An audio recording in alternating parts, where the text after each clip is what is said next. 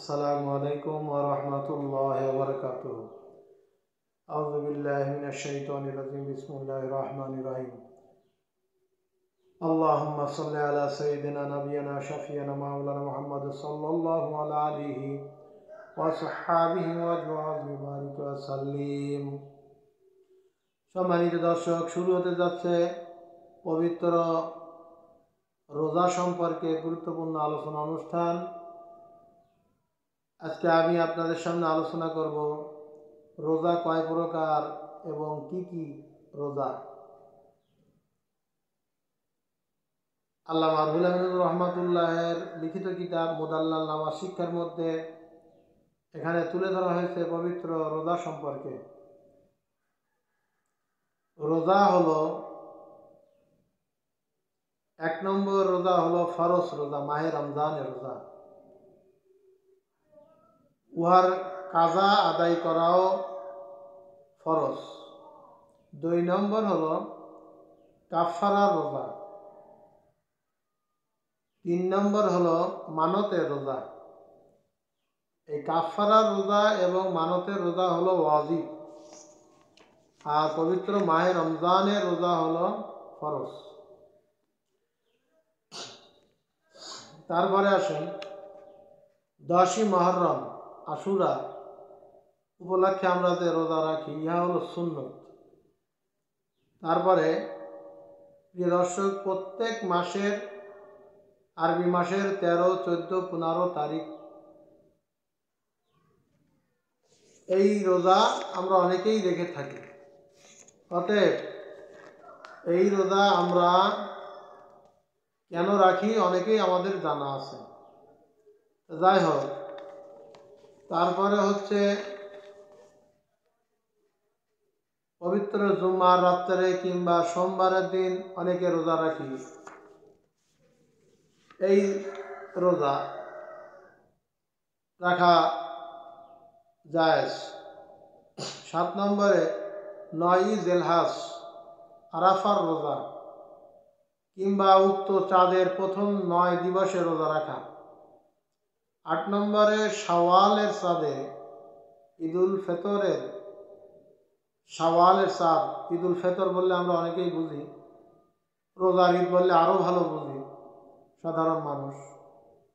এই ঈদের দিনের পরের দিন হতে ওই মাসভর যে কোনো সময় কিংবা ভাঙ্গিয়া 6টা রোজা রাখা যাবে।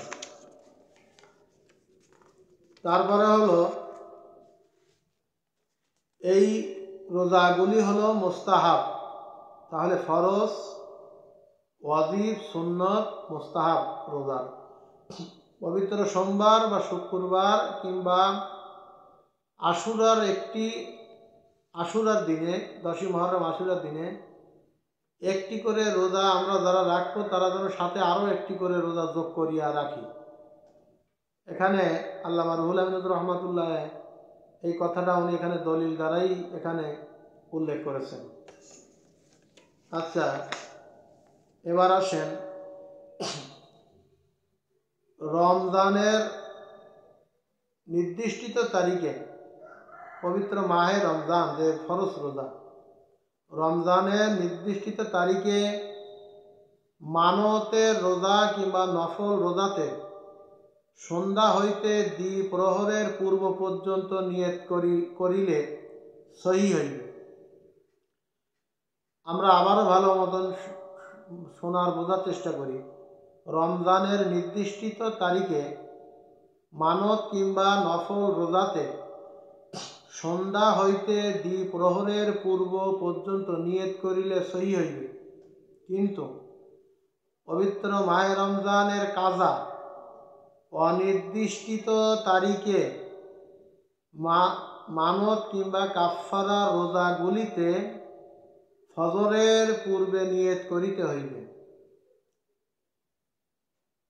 কিন্তু আবারও বলি, কিন্তু রমজানের কাজা অনির্দিষ্ট তারিখের মানত কিংবা কাফারা রোজাগুলিতে ফজরের পূর্বে নিয়ত করিতে হইবে।